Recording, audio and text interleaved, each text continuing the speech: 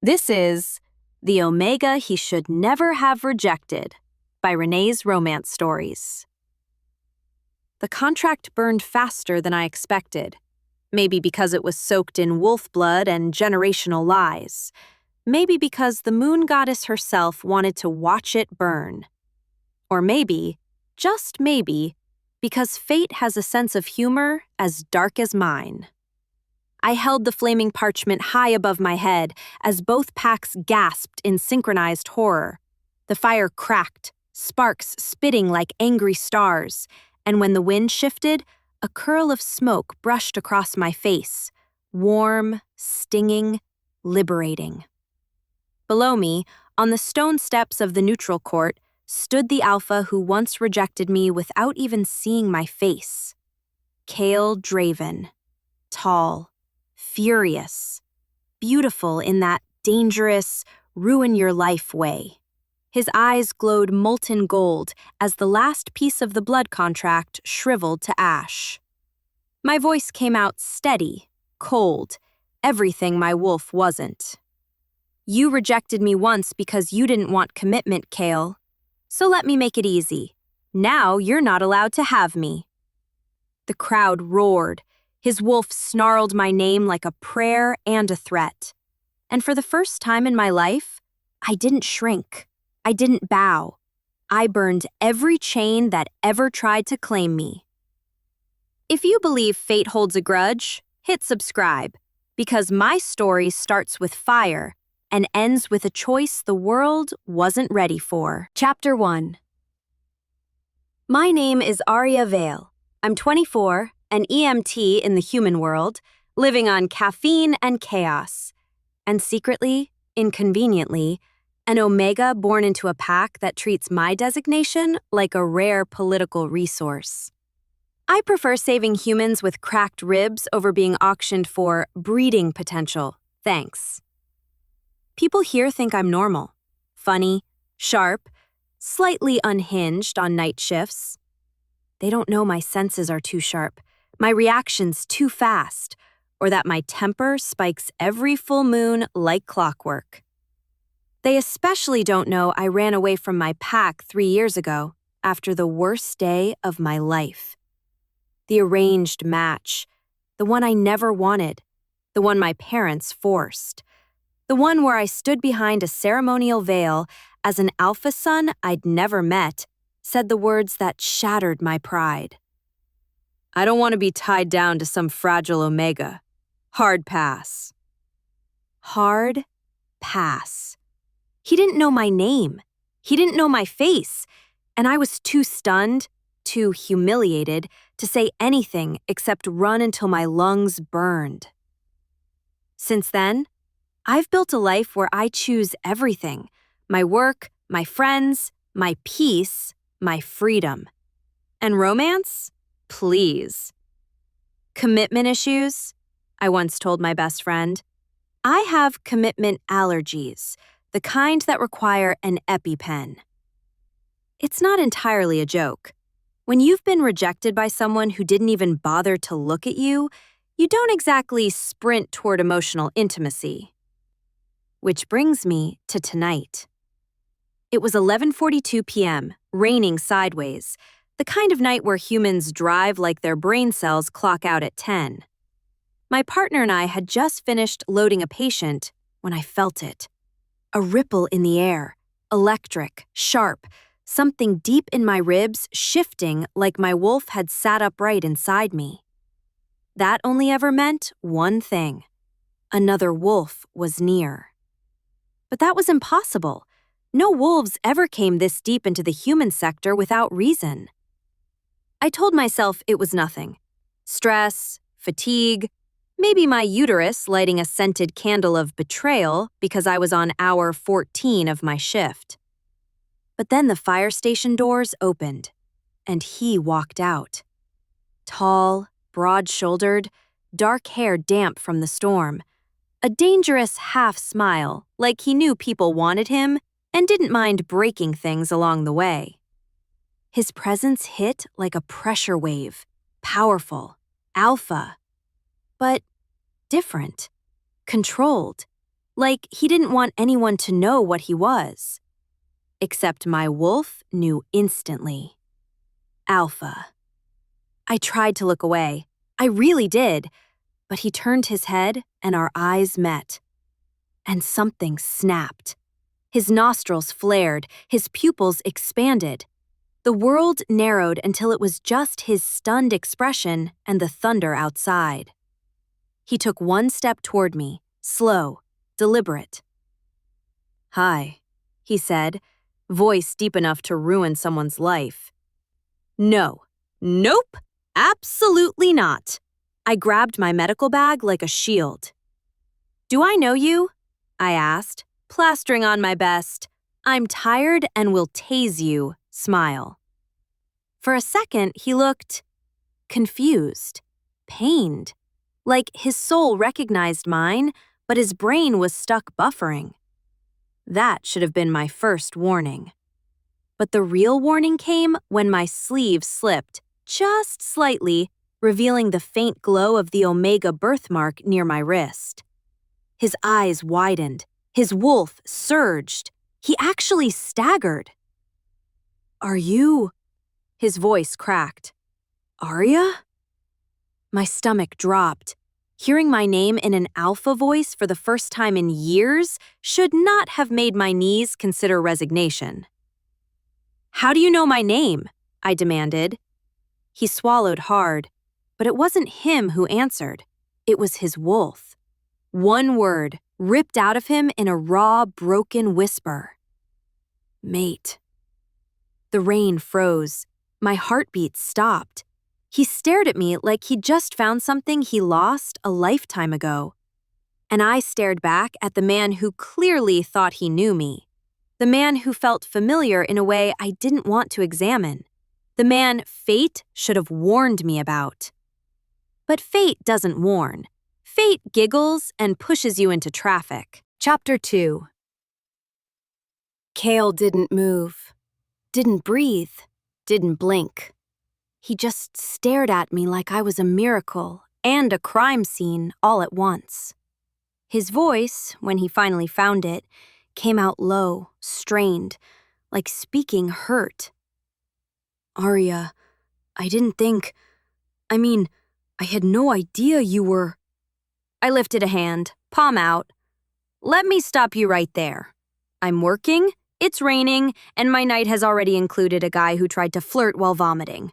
Whatever speech you're building, I don't need it." His jaw flexed, a slow inhale. His wolf pressed forward through his scent, pine smoke and storm wind. It wrapped around me so fast my own wolf snapped awake, ears pricked, tail high. The traitor. I stepped back. He stepped forward. "Don't," I warned. He froze. Alpha instinct struggling against the invisible command of a woman who owed him nothing. His eyes softened. Actually softened. That was alarming. "Arya," he said again, gentler this time. "We should talk." "Nope," he blinked. "No?" "No," I repeated. "I don't talk to strangers who say weird things dramatically in the rain. That's literally the opening scene of every kidnapping documentary ever." A huff of laughter escaped him, raw, reluctant, like he had forgotten how. But the moment didn't stay light, not with his wolf clawing at him from the inside. His voice dropped, thick, unsteady. "When your mark flashed, I felt something. I haven't felt anything like it before." "Oh, good," I deadpanned. "A medical mystery. Shall I call a doctor?" "Wait, that's me. And my diagnosis is, stay away." His brows pulled together, a wounded frown cracking through that dangerously handsome face. He stepped closer, rain dripping down his jaw, and lowered his voice to something intimate. "You smelled like fate." I almost choked. "My guy," I said, tightening my grip on my med bag. "I smell like rain, diesel fumes, and expired hospital coffee. Not fate." "That's not what my wolf says." "Your wolf has poor taste." He smiled then, Slow, crooked, devastating. It hit me like a heartbeat skipping out of rhythm. "You're not what I expected," he murmured. "What exactly did you expect? A fragile omega? A silent bride? A property exchange with a uterus?" He opened his mouth, closed it again. Before he could answer, the station lieutenant shouted, "Draven! Briefing!" He stiffened. Right, Draven. So that was his name. Cale Draven. A name I should have recognized instantly. A name tied to the arranged match I once escaped. A name I'd spent years avoiding. But I didn't know it was him yet. Not until later. Right now, he looked at me like he wanted to stay. Wanted to step closer. Wanted to touch my wrist where my mark still faintly pulsed. But he did neither. He backed up slowly, reluctantly, eyes never leaving mine. "Tomorrow," he said softly. Not a question. A promise. Or a threat. I lifted my chin. "Don't count on it." He disappeared into the firehouse doors, dripping rainwater and bad decisions. My partner Tessa elbowed me. "Who was that?" I exhaled sharply. "No one." "That was definitely not no one," she insisted. "That was someone who would ruin your credit score and your ovaries." I groaned. "I'm going home." But as I climbed into the ambulance, I couldn't shake it. The way he looked at me. The way his wolf recognized me. The way my wolf recognized him right back. It felt impossible. Dangerous. Wrong. Because fate only played these games when it wanted something. And fate never wanted anything good for me. Chapter 3. I barely slept. Not because of the storm. Not because of the double shift hangover. Not even because I found a half sandwich in my fridge that I absolutely did not remember buying. No. I couldn't sleep because every time I closed my eyes, I felt him. Cale Draven. Alpha heat and stormwolf energy, burning at the edges of my thoughts like a warning flare. My wolf paced inside me, restless. Mine. She kept whispering it, annoyingly, repeatedly, like a toddler knocking on a locked door. "No," I whispered back to her at 4 a.m., buried under my blanket burrito. "We don't do that. We especially don't do that with gorgeous men who smell like dark forests and ankle-breaker mistakes." She huffed, then shoved a mental image at me of Cale saying mate in the rain. I threw a pillow across the room. By the next afternoon, I convinced myself it was nothing. Maybe he was confused. Maybe his wolf short-circuited. Maybe the rain hit him wrong and his brain went temporarily feral. Happens to the best of us. But the illusion lasted exactly 12 minutes. That's how long it took him to find me again. I'd just finished a call and was walking across the station bay when a shadow stepped out from behind the engine truck. Arya. Dear goddess, he said my name like he owned it. I stopped because my body betrayed me. My pulse jumped. My wolf wagged her metaphorical tail like a fool. I forced my face into professional neutrality. "I'm on my break, which means I'm using this time to avoid you." He exhaled, a soft, pained sound. "I know I came on strong last night." "Strong?" I arched a brow. "You said mate like you were about to pass out. That's not strong, that's medically concerning." His mouth twitched. Not quite a smile. More like a man losing the battle to keep himself together. "I came to apologize," he said. Whoa. My brain tripped. "Apologize? Are you dying?" He ignored that. Or maybe he was too focused on something else, something about the way I smelled, or stood, or existed, because his eyes kept tracking my every movement. He ran a hand through his hair, rainwater still dripping from the strands. "Look, I don't know what came over me. I've never reacted to anyone like that. My wolf? He's acting like he's finally woken up. And you? He swallowed hard. You feel familiar. The back of my neck prickled, dangerously. Familiar how? He hesitated. Like, someone I should have known already. Yeah, too familiar, too close to the truth. I stepped away. Nope, that's my cue to leave. He followed. Arya, wait! No! I turned and walked faster, not ran. Running would admit something was wrong. He caught up with embarrassing ease. Stupid alpha legs. I'm not trying to scare you, he said softly.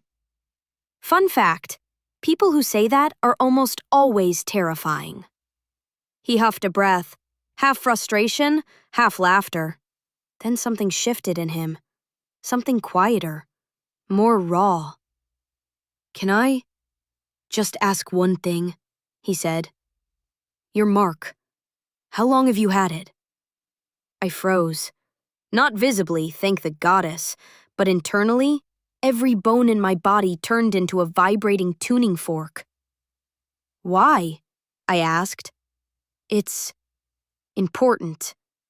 Of course it was, because if he put the pieces together too soon, if he realized I was the veiled girl he rejected 3 years ago, everything I built in the human world would crumble. It's just a birthmark, I lied. He frowned. That's not a birthmark, and you know it. Great. Smart alpha. My least favorite kind. Tessa chose that exact moment to walk by, chugging an energy drink like it was holy water. Hey, she said to Kale, gesturing at him with the can. If you're stalking my partner, just know I do background checks and carry pepper spray. Tessa, I hissed. Kale blinked. I'm not stalking her. He totally is, Tessa whispered loudly to me as she passed. I sighed. Look, I appreciate the apology, I do, but whatever connection you think you felt, it's nothing. It didn't feel like nothing, he said quietly. We're not doing whatever this is, I said, motioning vaguely to the tension flexing between us like an overworked rubber band.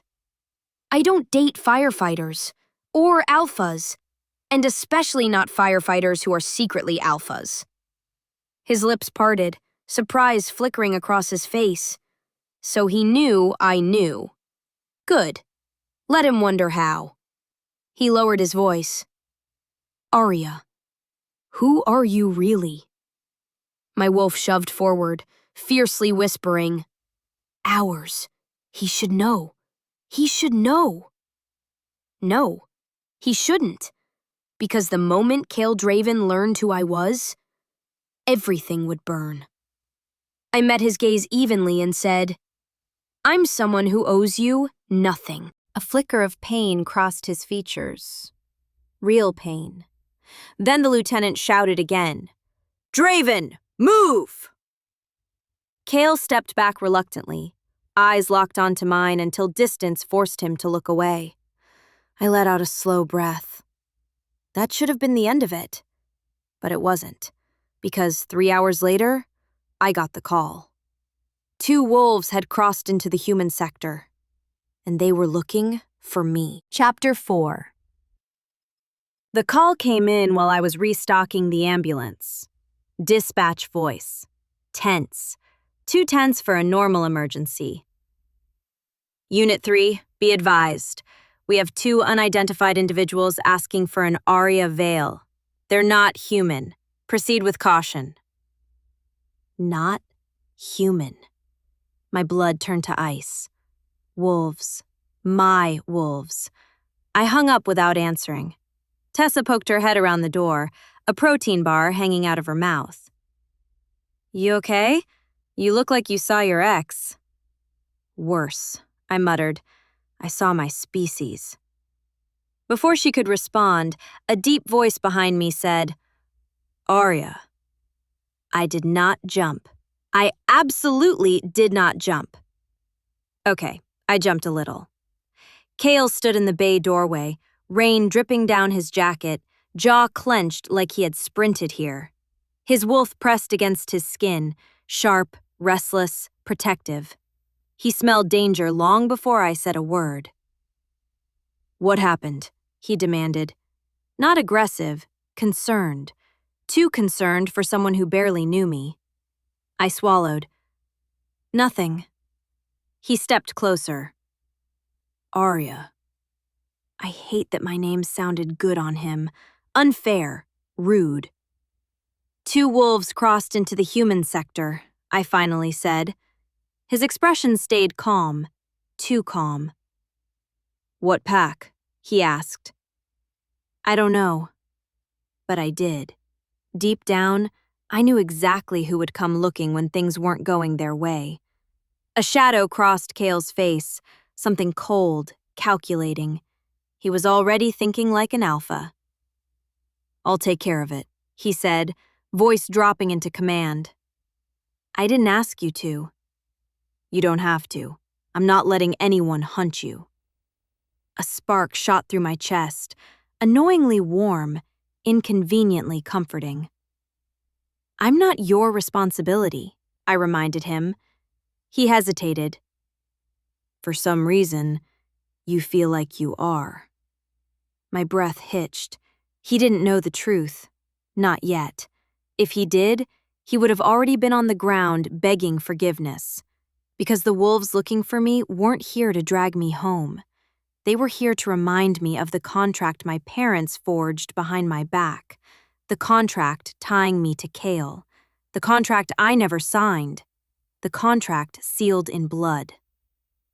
We stepped outside into the rain, the city lights reflecting off wet pavement like broken glass. Kale scanned the street with slow, predatory eyes, every muscle tight, every movement lethal. He wasn't just a firefighter. He wasn't even just an alpha. He was the kind of alpha whose presence made the air shift around him. "Why would wolves be looking for you?" he asked, gaze still sweeping the darkness. "I have family issues," I said weakly. "Arya," his voice sharpened. "Tell me." I wanted to lie. I almost did, but fate didn't give me that luxury. Two figures stepped into the glow of a street lamp across the road. My mother, my father. Alpha and Luna of the Veil Pack. Kale tensed instantly. "Oh, goddess," he whispered. "They're high rank. Very high rank." Yes, and very powerful. And very angry. My mother tilted her head, her hair pinned in a perfect twist. "Arya, darling, we've been looking for you." Kale stepped in front of me so fast I didn't see him move. A wall of alpha fury. One I didn't ask for, but suddenly needed. My father's eyes flicked to Kale. Recognition flared. Judgment followed. "Draven," he said coolly. "You weren't supposed to see her yet." Kale froze. Lightning struck his expression. Understanding, horror, realization. "What did you just say?" he whispered. My pulse hammered. My wolf held her breath. My mother stepped forward, smiling like this was a pleasant reunion. "Didn't you tell him, Arya? You and Kale were bound 3 years ago. The Alpha contract is ready for ratification." Caver went white, his asking seconds to mine. "Bound? Alliance? You—" "No," I said quickly. "I didn't sign anything." My perfection cut me off. "You didn't need to. We coding for you."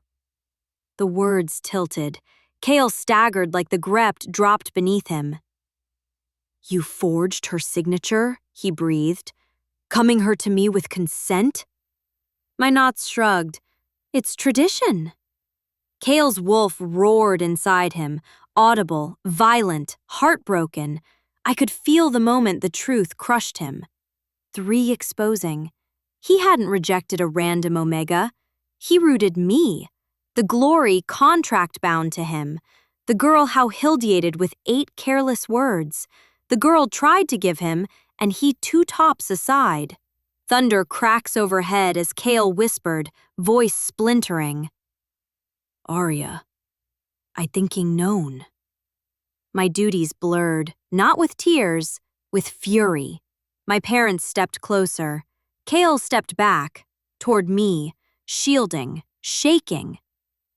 Arya, he said, turning to face me Crusox now. Rain clung to his lashes, his lips trembled, his entire wolf, his entire being, was breaking open actually over the truth. I didn't know it was you, he said again.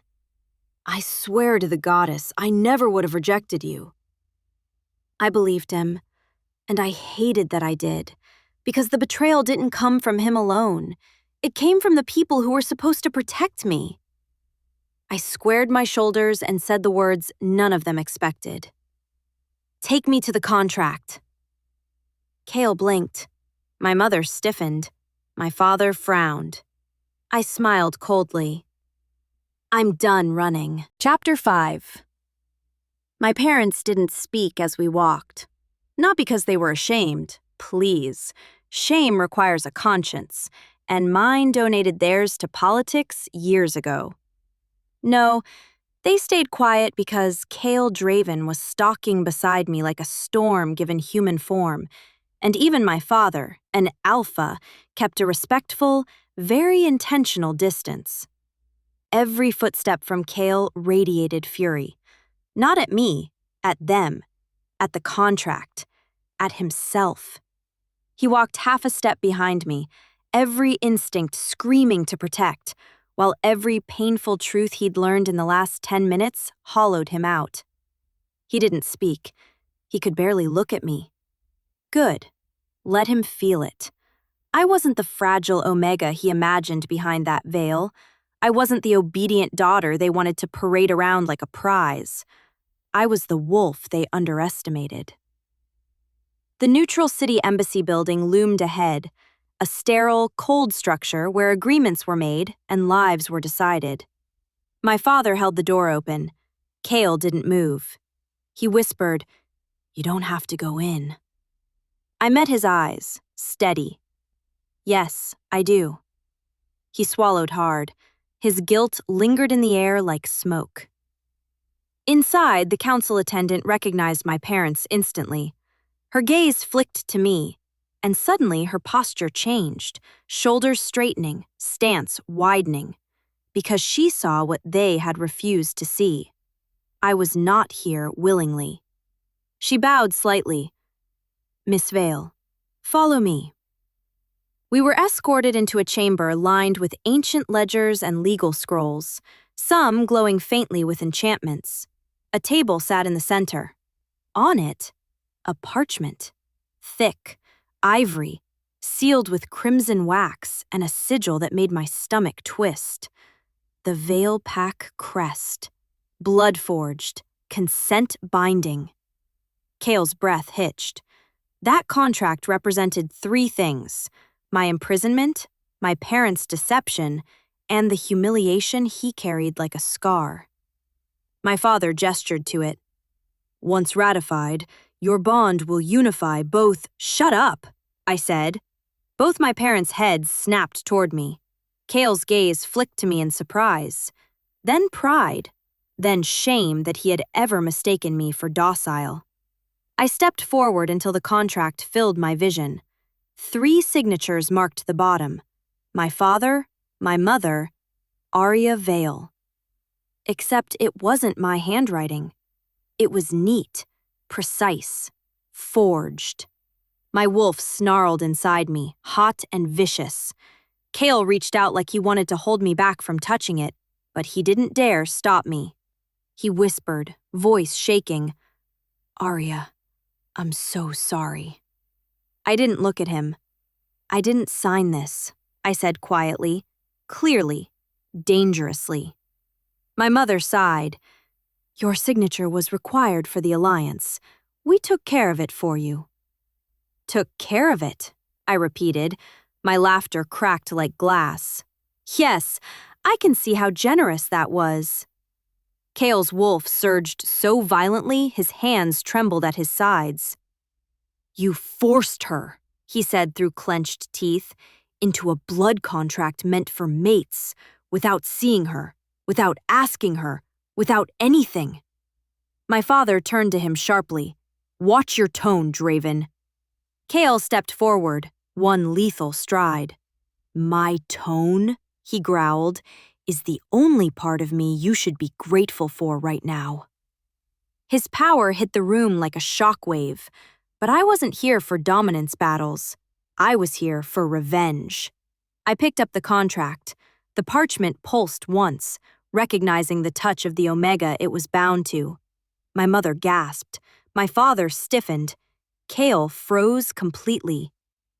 Arya, he whispered, voice wrecked. Don't. I smiled. Do you know what the funny thing is about contracts forged without consent? I turned the parchment toward the candle burning beside us. They burn. My father stepped forward. Arya, stop!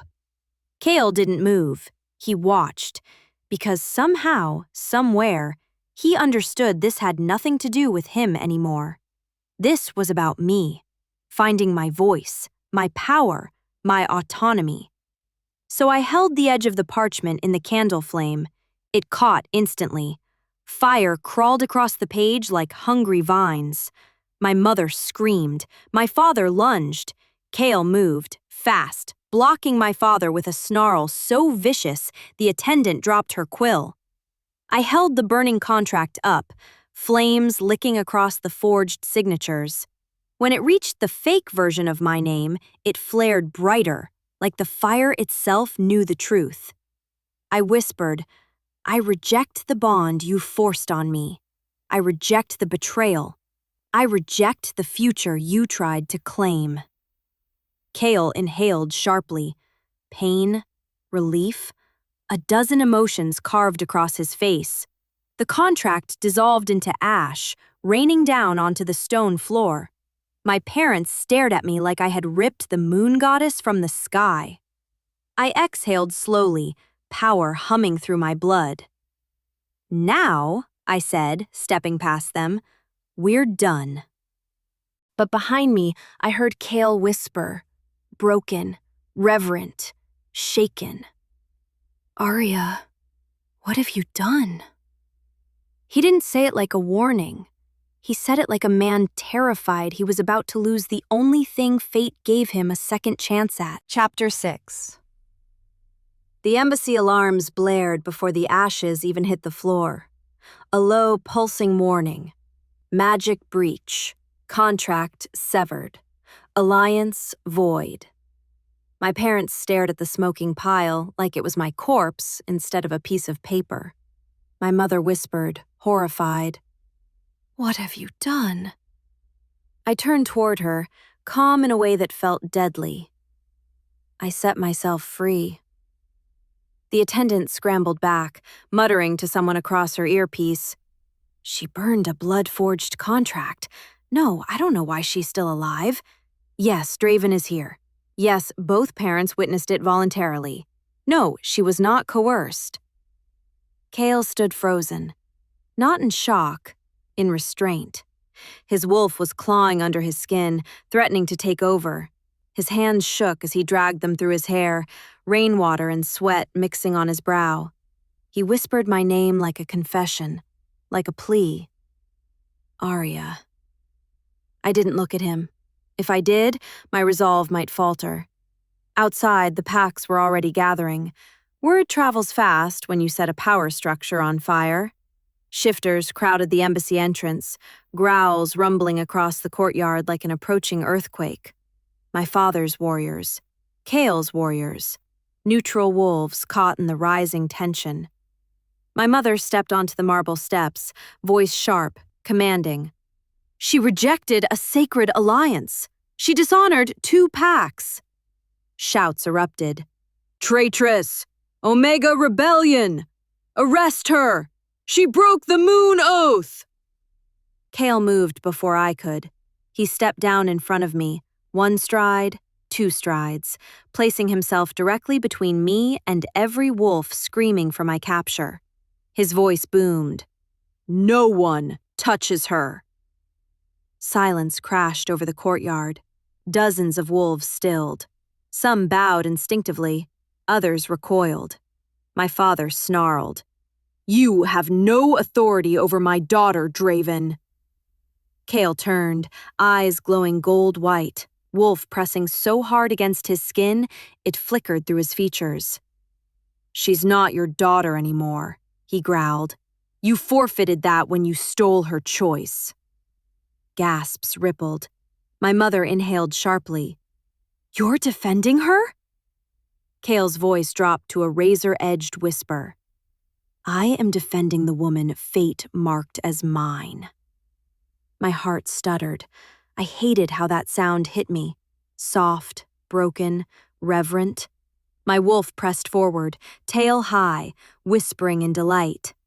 "Ours, ours, ours." I shoved her back. This wasn't about mating. This was about freedom.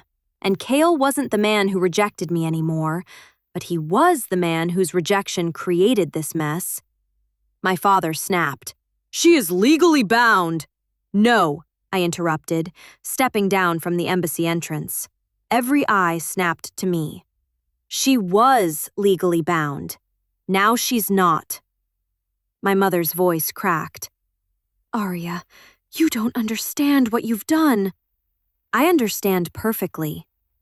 And for the first time in my life, I let my wolf rise. Heat surged through me. Energy crackled off my skin like wildfire. My birthmark glowed in a fierce silver flame. Gasps filled the air. Omega awakening. She's shifting. She's stronger than the prophecy said. I stepped onto the lowest stair. My voice carried across the courtyard, sharp as cold steel. "You bound me without my consent. You traded me like a commodity. You forged my name. That ends today." My father growled. "You are still Vale blood." "Barely," I spat. His face twisted into fury he couldn't hide. "We can fix this. Reinstate the contract. Rewrite the terms." "No," I said simply. My voice didn't waver. Not once. I looked him dead in the eyes. "I will not be forced into a bond. Not by you, not by tradition, not by Kale, not by any pack." Kale's jaw clenched at his name, but he didn't argue. He stood still, almost afraid to breathe. My father took a step toward me. Kale moved faster. He positioned himself between us, solid, immovable, dangerous. "She said no," Kale growled. "This doesn't concern you," my father snapped. Kale's voice dropped to something ancient, something commanding, something that made even rival wolves hesitate. "It concerns me when someone threatens what fate tied to my soul." My breath caught. His confession wasn't loud. It wasn't dramatic. It was honest, raw, uncontrolled. He wasn't posturing for the packs. He was breaking for me. But I couldn't let that sway me. Not yet.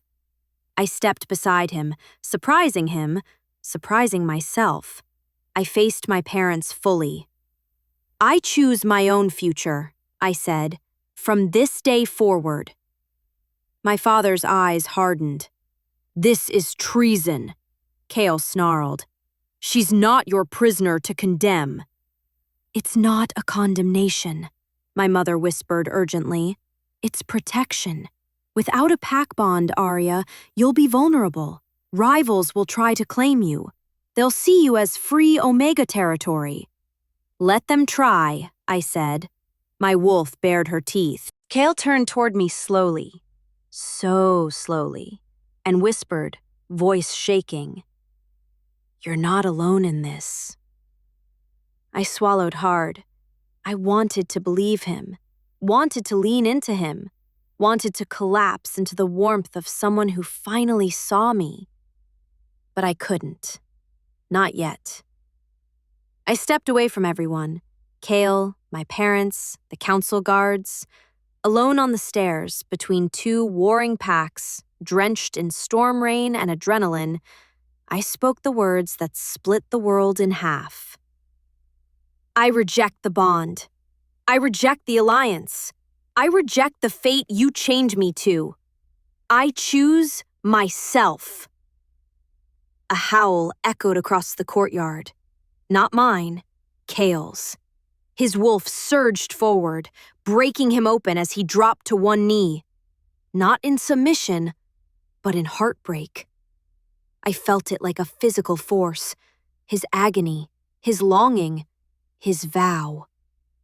I couldn't look at him, not yet, because for the first time, this was my story. Silence never lasts long in a courtyard full of wolves, especially not after an Omega declares herself unbound.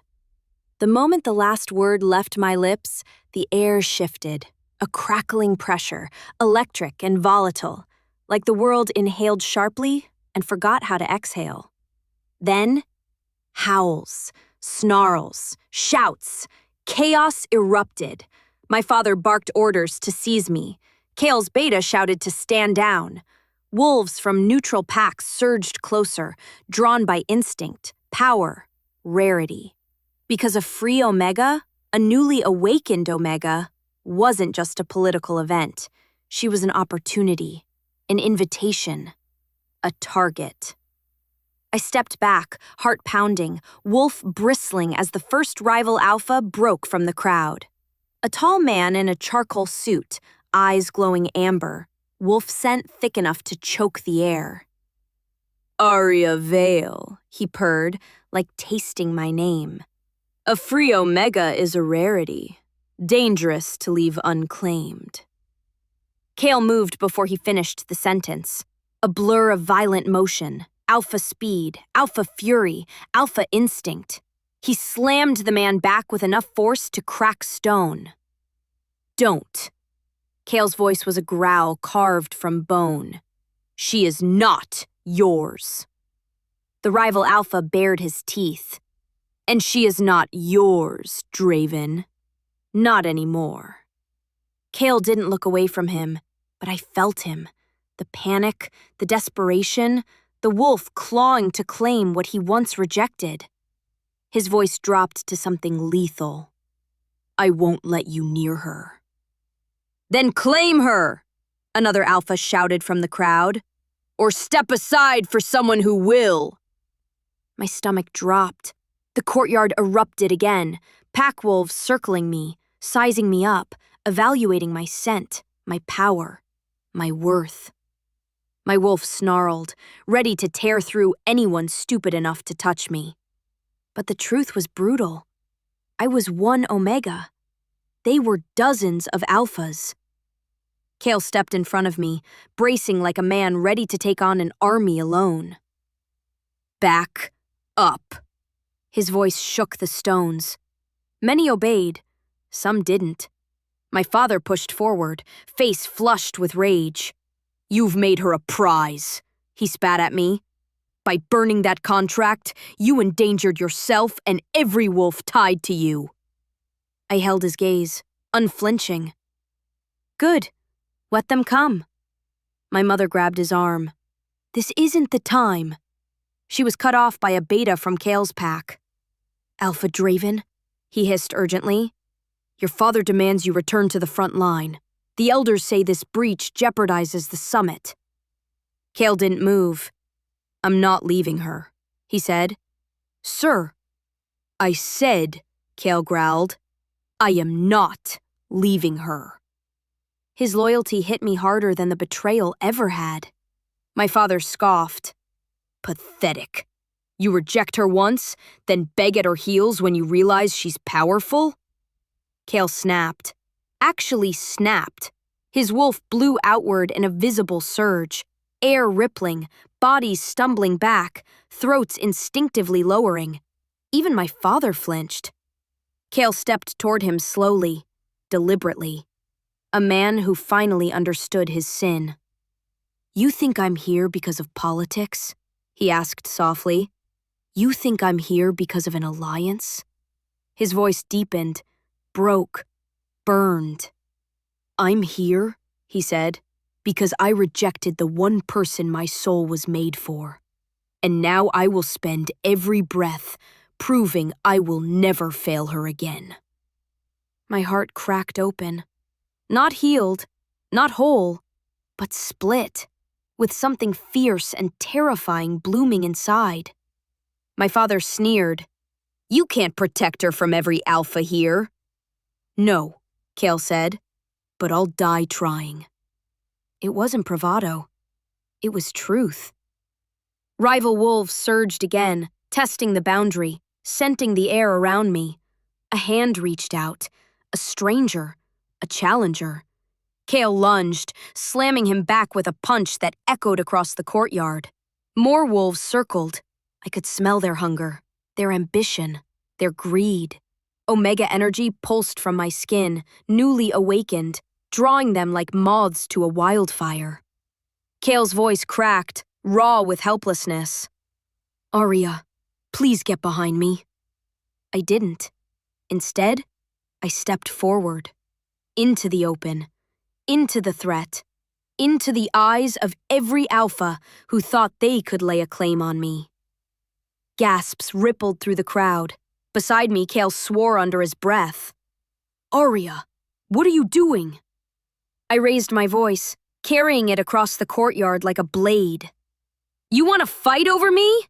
I called out. Fine. Silence fell. But understand something. My wolf pushed outward, glowing beneath my skin, fierce and bright. I am not a gift. I am not a prize. And if any of you try to claim me, I smiled without warmth. I will break your damn wrists. A shocked laugh escaped someone.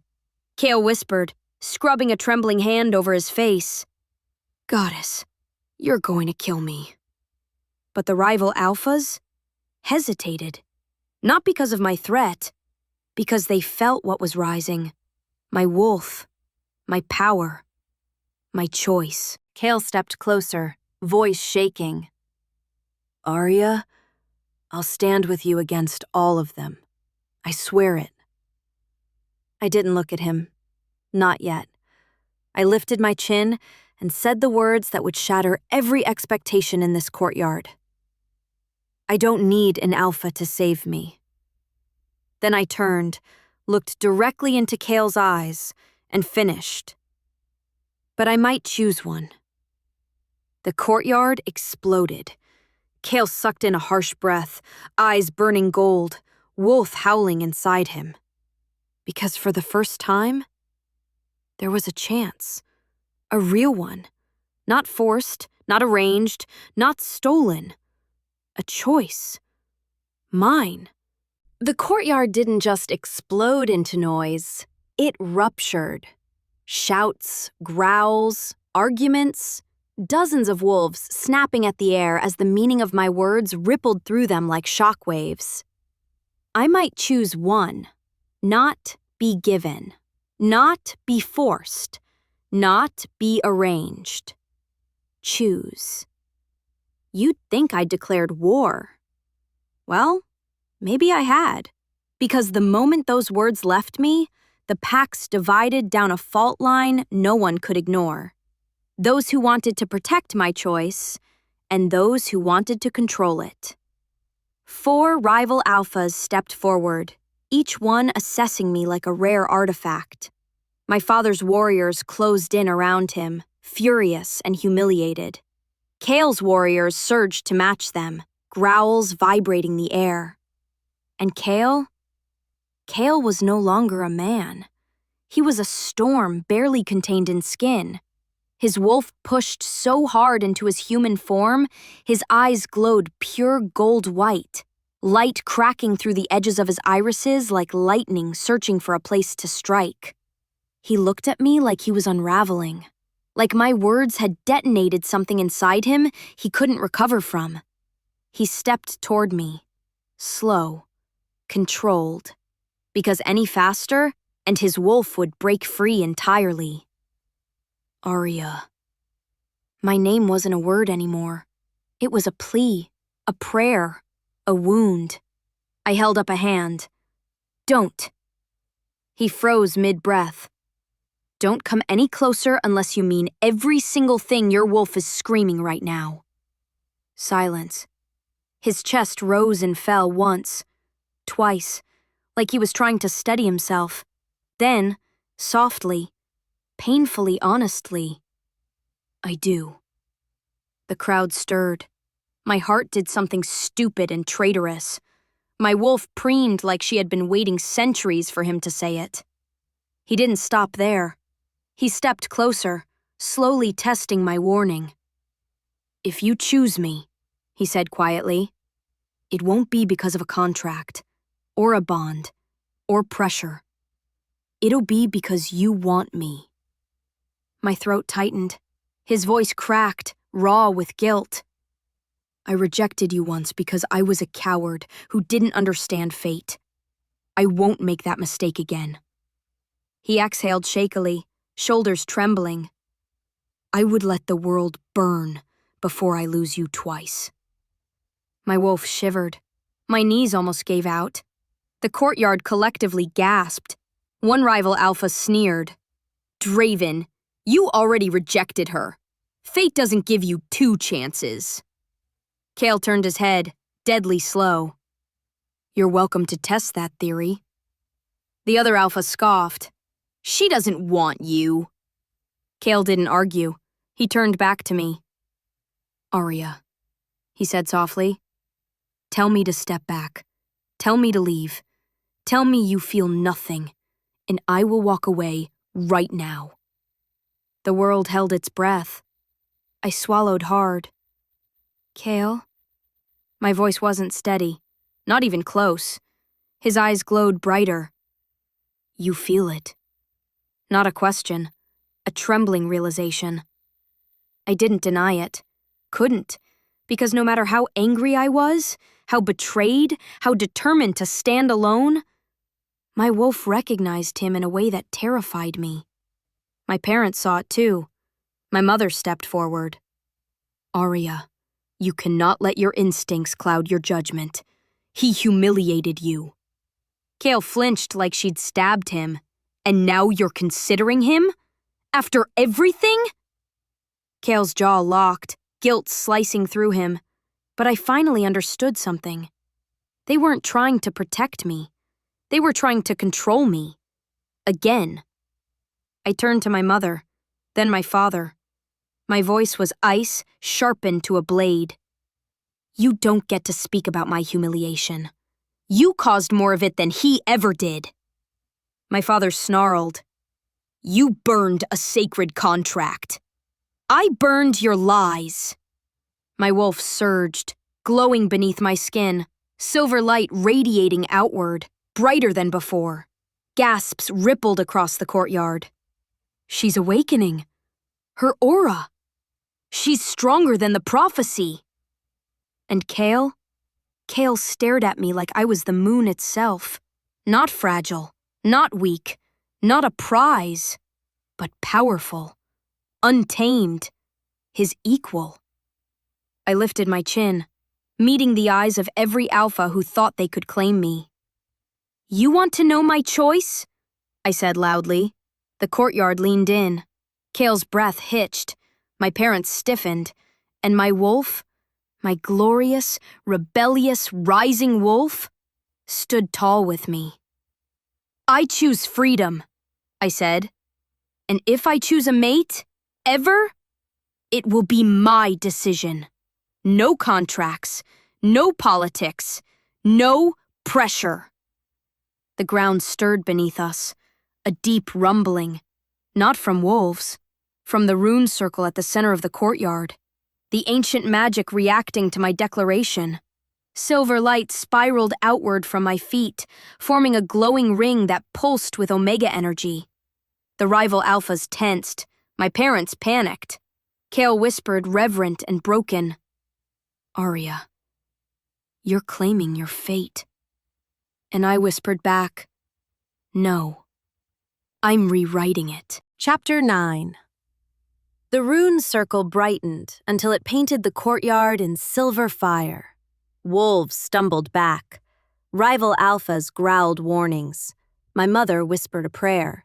My father cursed the moon.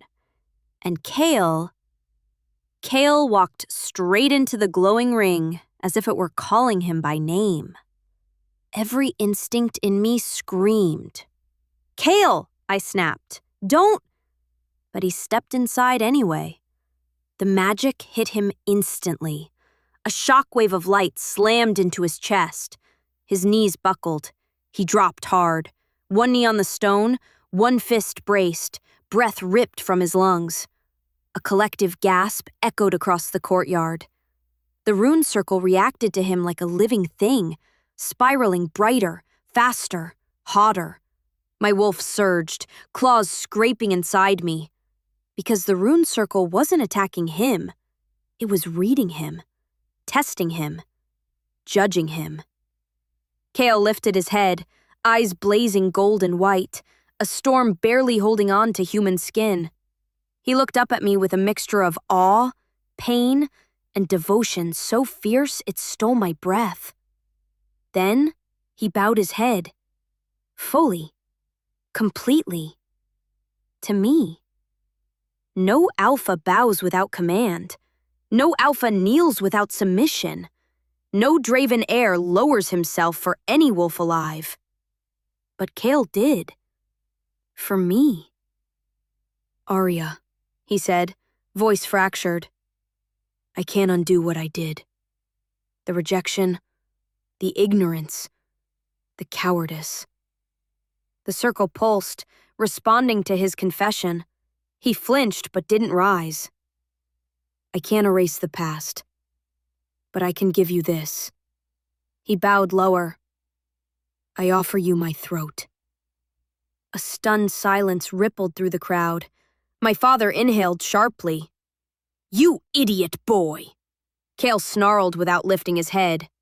"She is not yours to command. Not anymore." Offering the throat was the ultimate sign of submission, of surrender, of trust so absolute it bordered on suicidal. I couldn't breathe. I couldn't blink. Kale, shaking, sweating, broken open in front of the world, whispered, "If you reject me now, truly reject me, I will accept it. I'll walk away. I'll fight anyone who comes for you, even if it kills me." The rune circle pulsed again, brighter. He clenched his jaw, fighting the magic. "But if you choose me," his voice cracked, "I will spend the rest of my life proving you are worth defying the world for." My wolf whimpered, quiet, achingly soft, a sound I'd never heard from her before. "Stand up," I said. He didn't move. "Kale, stand up." His voice was a rasp. "Not until you decide." My chest tightened painfully, because this wasn't a dramatic gesture. This wasn't pack politics. This wasn't an alpha showing off. This was a man ripping his pride out of his chest and laying it at my feet. A rival alpha barked, "She owes you nothing, Draven." "I know," Kale growled, "but my wolf doesn't care. She's his." My breath hitched. Kale continued, shaking under the magic's weight. "You told me not to come closer unless I meant every word. I mean them, Arya. Every one." His eyes rose, glowing like molten moonlight. "I choose you, without contracts, without obligation, without tradition." A gasp rippled through the neutral crowd. My father growled, "This is madness. She belongs to... I belong to no one!" I snapped. My voice cracked across the courtyard like lightning.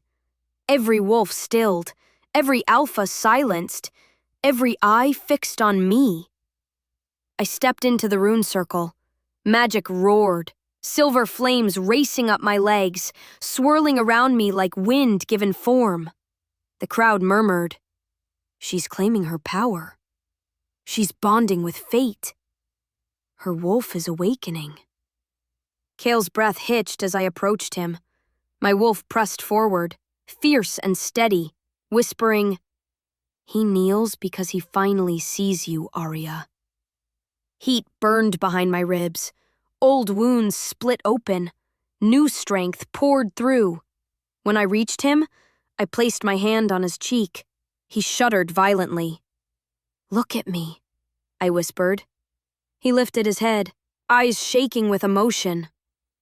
"Kale, I don't know if I want a mate. I don't know if I want a future with anyone. My life has been controlled from the moment I was born." He swallowed hard. "But I know this," I continued. "I won't choose out of fear, and I won't choose out of obligation." He nodded slowly, painfully. "I understand." "And I won't choose because fate thinks it's funny to bond wolves who might kill each other." A strangled chuckle escaped him. "Fate has a cruel sense of humor." I leaned closer. "So do I." His breath caught. The entire courtyard held still, not waiting for a bond, waiting for my decision. "I don't choose you today," I whispered. Kale closed his eyes, pain slicing through him. "But," I added softly, "I'm not rejecting you either." His eyes opened, sharp, bright, hopeful, terrified. "You're giving me a chance?" he breathed. "I'm giving myself a chance," I corrected, "to figure out who I am, without their chains. If you want to stay near me while I do that, you can." He exhaled shakily, shoulders trembling. "I'd wait a lifetime," he whispered. The rune circle pulsed once, not binding, not forcing, acknowledging, accepting. Kale finally rose to his feet, unsteady but standing. The crowd watched, stunned. My wolf lifted her head proudly, not submissive, not claimed, not controlled. Chosen by me. Chapter 10. Kale barely had time to stand, barely had time to breathe, before the courtyard detonated again. My father pointed at me with a trembling hand, voice booming with alpha authority. "Seize her!" 4 warriors surged forward. Kale shifted instantly. Not fully, but enough that the air rippled around him, and every wolf within 20 feet stumbled backward. "Don't touch her." His voice wasn't human anymore. Not entirely. It was his wolf talking through him. I stepped closer to him without meaning to. My wolf, rebellious thing, pressed forward like she wanted to tear out throats for even thinking about reaching for us. My mother's voice cracked through the noise. "Arya, please," she begged. "You don't understand how valuable you are. A free Omega creates chaos. You must be bound to someone, Kale or not. Your power threatens the balance." I let out a humorless laugh. "Oh, now you care about balance?" My voice trembled with fury. "You had no problem tipping the scales when you forged my life onto a contract." "It was for your protection," she said desperately. "No," I snapped. "It was for control. It was always for control." A ripple of murmurs spread through the crowd. Some wolves nodded, some growled. Some took a slow, predatory step in my direction. A free Omega. Unclaimed, unbound, awakened. A temptation, a threat, a power vacuum. My father shoved past his guards and pointed again. "Seize her before this escalates." Kale didn't give him the chance. He stepped between me and the warriors, chest rising with deep, volatile breaths. His head lowered, eyes glowing bright enough to burn. "She is not your property." My father snarled back. "She's my blood." Kale bared his teeth. "And my fate." That phrase hit the ground like a bomb. Even I sucked in a breath. My mother gasped. Rival alphas stiffened. Neutral wolves exchanged looks of disbelief. And my father saw red. "How dare you claim her after you rejected—" "Claim?" Kale roared. "I am not claiming her. I am protecting her. Someone should have done that a long damn time ago." His voice thundered across the courtyard. Before anyone could respond, a sharp, loud howl split the air. A rival alpha, tall, broad, vicious, stepped forward, lifting his chin in challenge. "Draven is weak," he announced. "He kneels for a woman. He submits like a beta. He is unworthy of her." Kale's entire body trembled. Rage, humiliation, wolf fury mixing into something dangerously unstable. I touched his arm without thinking. Warm, solid, alive. He inhaled sharply as if the contact steadied him. The rival alpha wasn't finished. "I propose a challenge," he snapped. "We duel. Winner earns the right to claim the Omega. The loser forfeits." "No," I said flatly. The man blinked. "What?" "No duel. No challenge. I'm not a prize. I'm not a trophy. And I sure as hell am not a breeding reward." The alpha growled. "The law says—" "Then the law is stupid." Gasps. My wolf snarled agreement. Kale drew himself up to full height, towering, terrifying, unyielding. "You lay one hand on her," he said quietly, "and you will not leave this courtyard." The rival alpha scoffed. "You're outnumbered, Draven. The Veil warriors stand against you. My pack stands against you. Even your own father demands you step away." A new voice cut through the air like a blade. "He won't." We all turned. Lord Draven, Kale's father, Alpha King of the Northern Sector, stepped through the crowd. Wolves bowed instantly. Kale stiffened, trying to mask the tiny tremor in his posture. His father surveyed the chaos, the sparks of magic, the shattered contract ash still clinging to the stone. Finally, his eyes landed on Kale. "You defied my summons." Kale swallowed hard. "I did." "You disobeyed a direct order." "I did."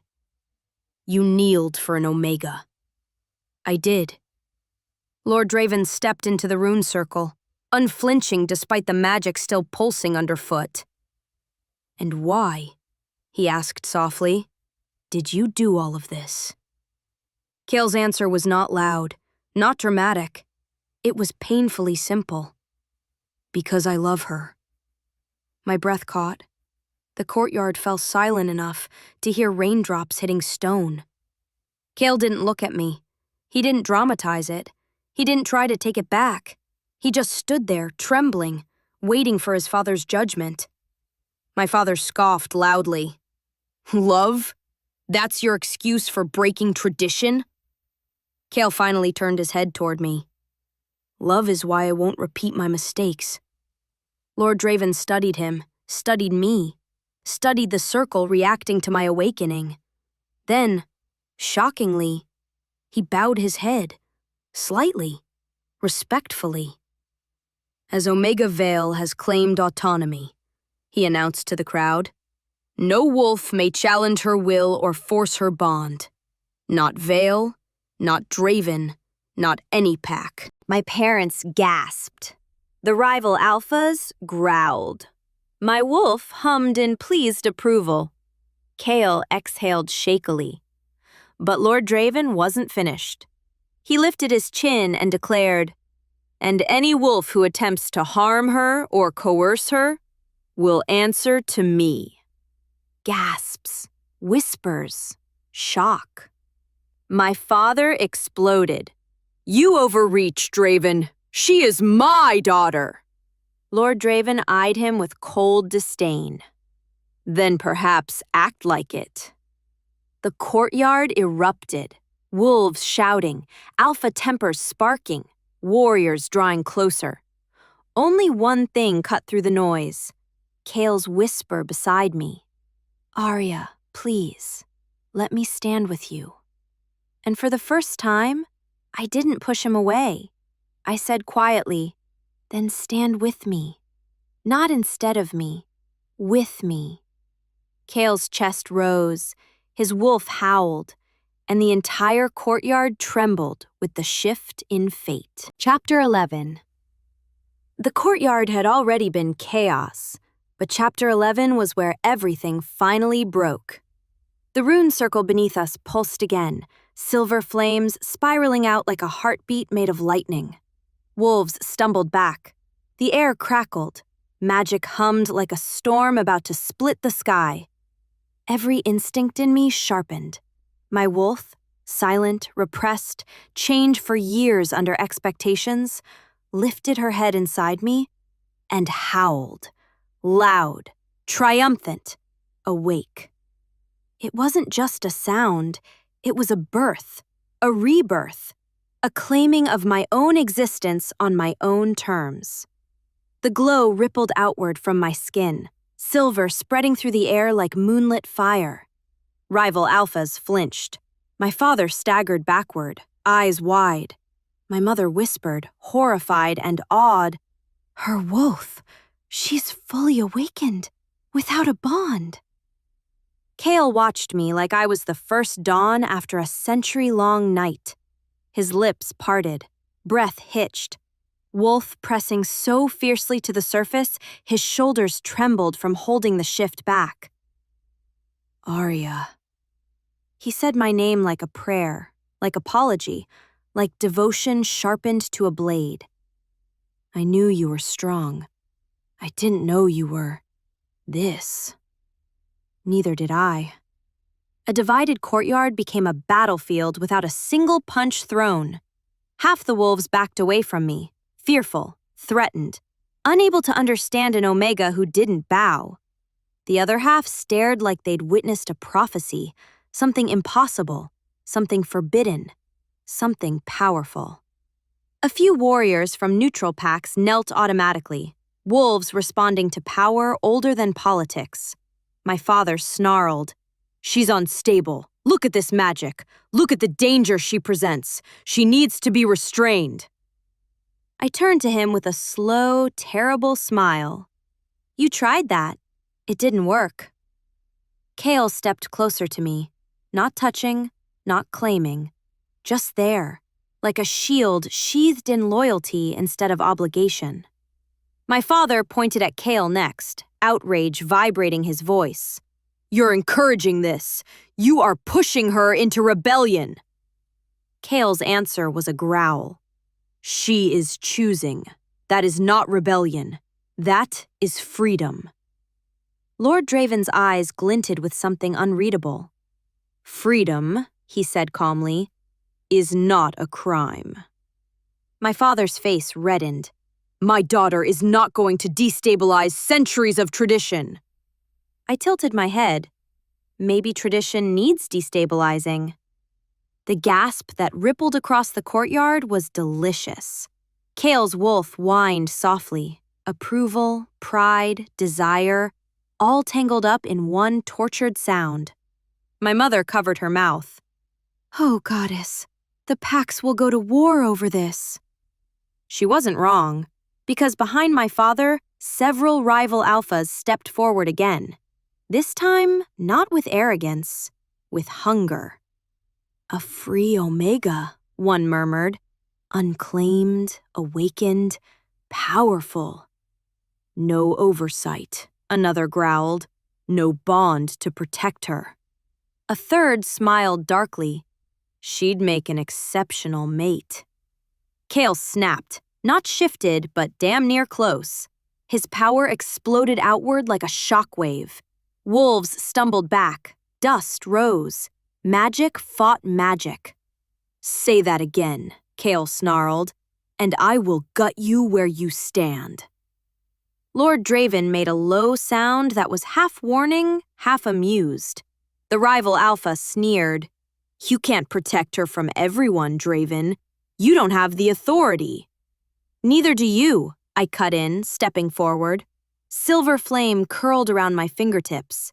My wolf stood at my back like a massive shadow. "Try to claim me," I said softly.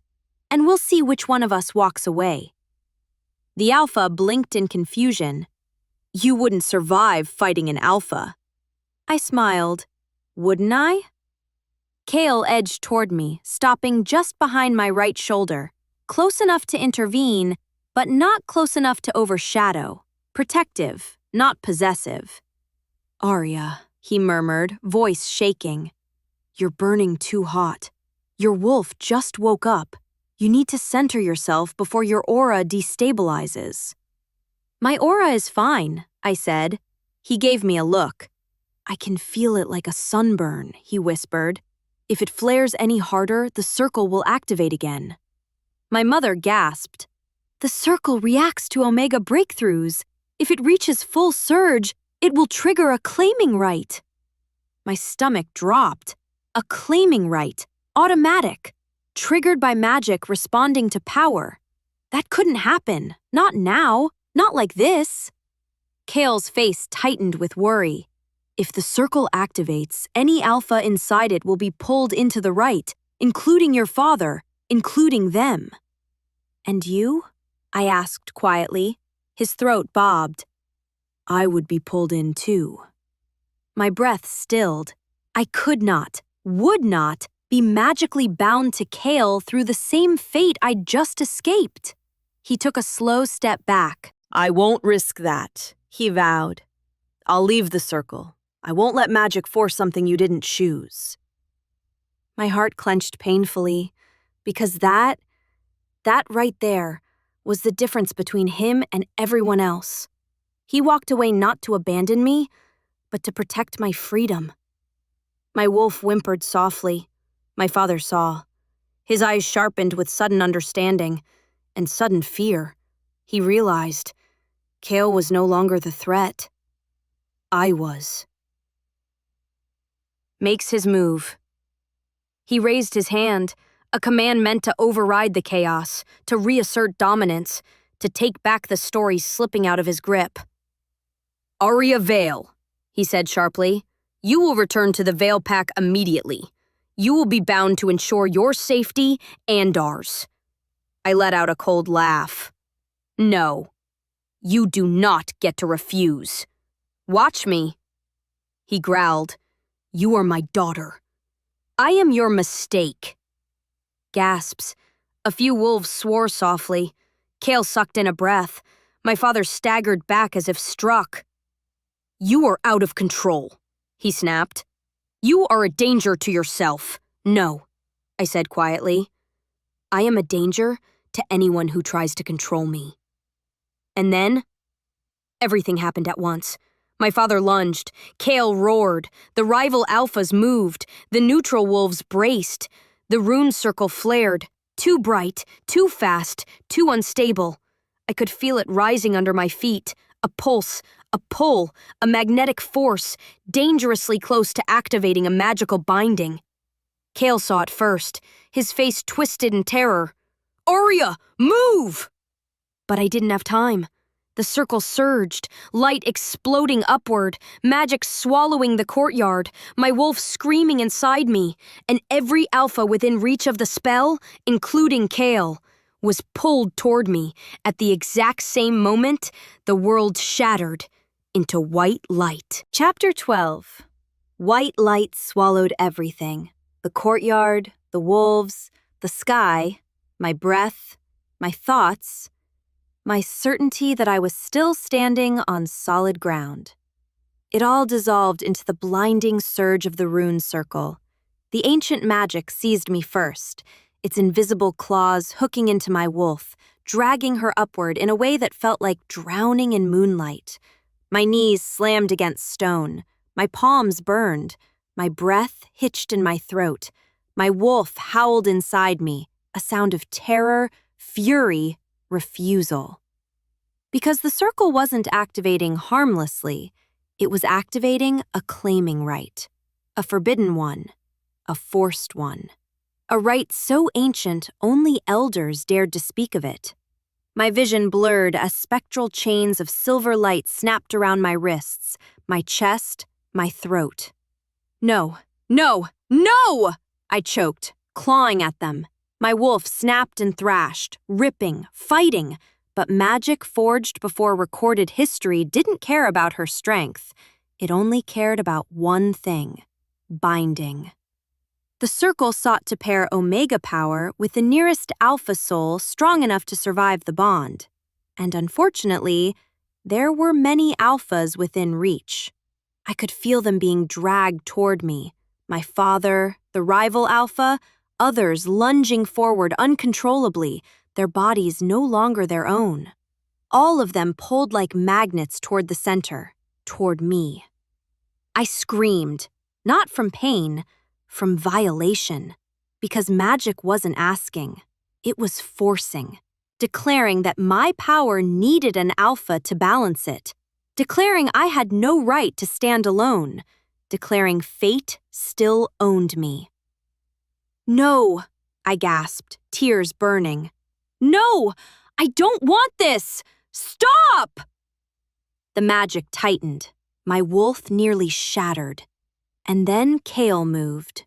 Through the blinding light, I saw him stagger, pulled just like the others, dragged toward me with brutal force. But unlike the others, he fought it.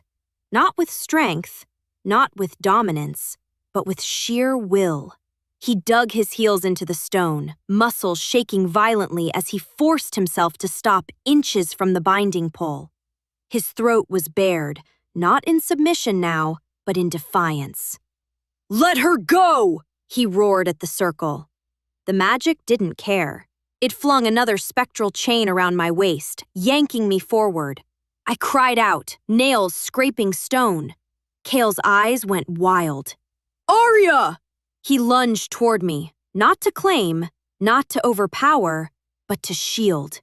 He crashed into the circle, slamming his body between me and the pulling magic. The runes flared red-hot, cracking beneath his feet as if rejecting him. The blast hurled him backward into the stone pillar. He hit hard. He slid down. He didn't get up. "No, Kale! Kale!" I screamed, reaching toward him. The magic tightened its grip, forcing my spine into a rigid arch. My wolf writhed, snapping spectral chains with her teeth. But for every bond she broke, 3 more took its place. The rival alphas were nearly on me now, dragged by instinct and ancient spellwork rather than choice.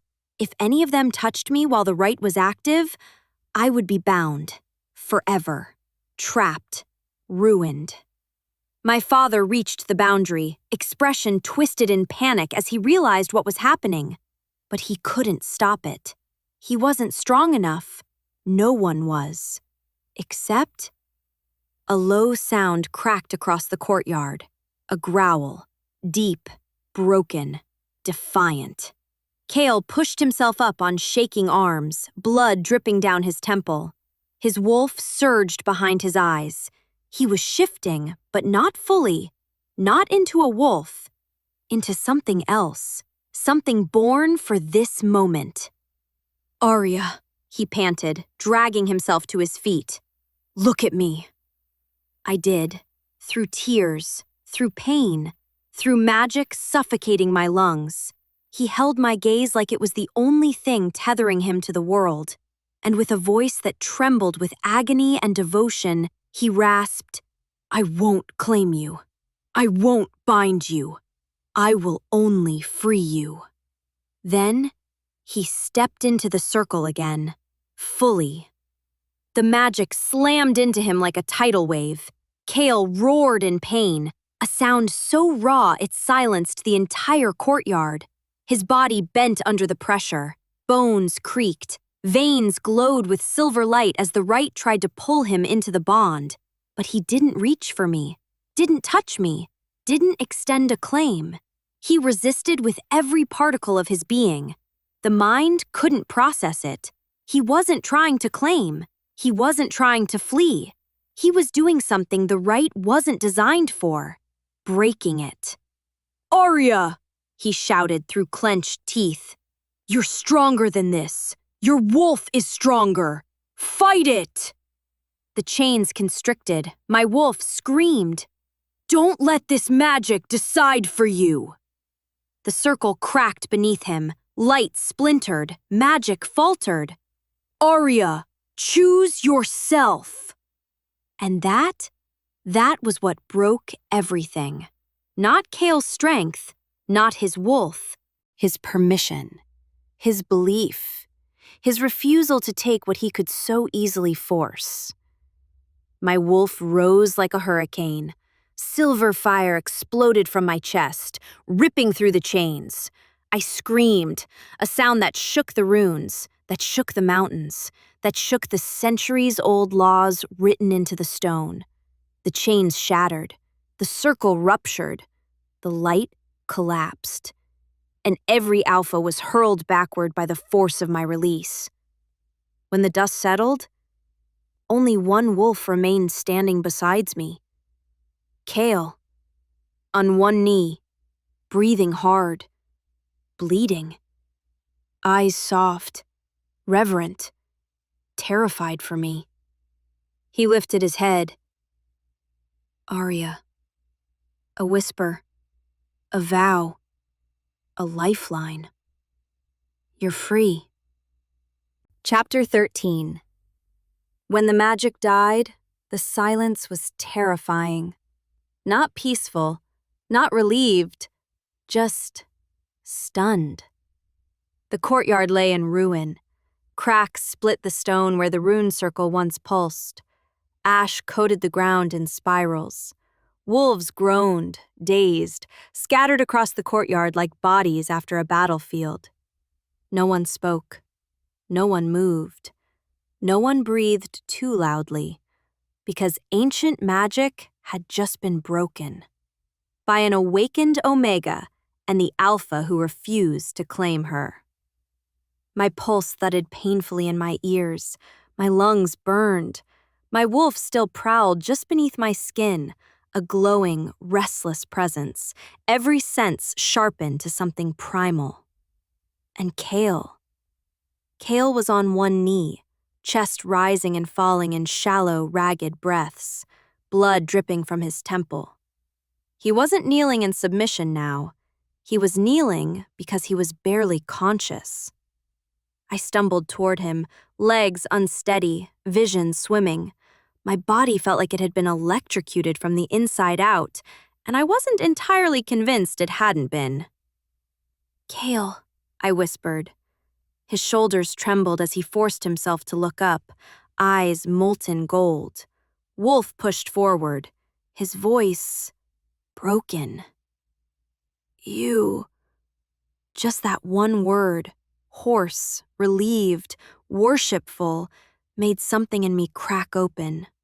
I sank down in front of him, cupping his jaw gently. He flinched, not from pain, but from how much he felt. "You're hurt," I breathed. He shook his head, voice shaking. "I'm fine. Are you okay? Your wolf, your aura, your power." His hand hovered near my arm but didn't touch, as if contact might burn him. Or as if he feared I wouldn't want it. My chest tightened. "I'm okay," I said softly. "Because of you." His breath hitched, sharp, disbelieving. I brushed my thumb along his cheekbone, wiping away a streak of blood. He leaned into the touch before he could stop himself, a soft sound escaping him, half relief, half agony. "Don't," he whispered. I can't take comfort from you if you don't mean it."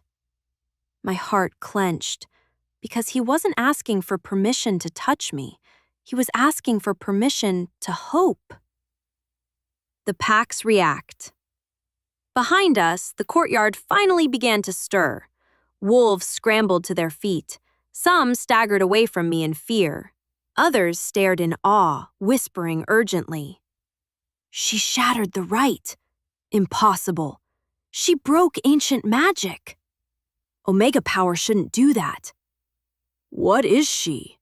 My father shoved a warrior off him, eyes burning with something between fury and terror. He turned toward me, pointing with a trembling hand. "You are a threat to every pack in this region." Kale's head jerked up instantly, a growl ripping from his throat. But I stood first. Slow, controlled, steady. My wolf rose behind my eyes, glinting like moonfire. A threat? I said softly, dangerously. I was a threat the moment you decided to control me instead of support me. My father staggered back. My mother took a step forward, tears in her eyes. Arya, you weren't supposed to awaken like this. You weren't ready.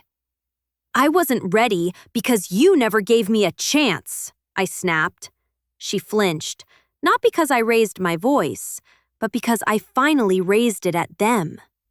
Behind us, Lord Draven approached slowly, eyes sharp and calculating. He surveyed the shattered runes, the dazed warriors, the imprint of ancient magic torn apart by force of will. This changes everything, he murmured. My father snarled. No, this is a catastrophe. Lord Draven's eyes narrowed. Only for those who refuse to adapt.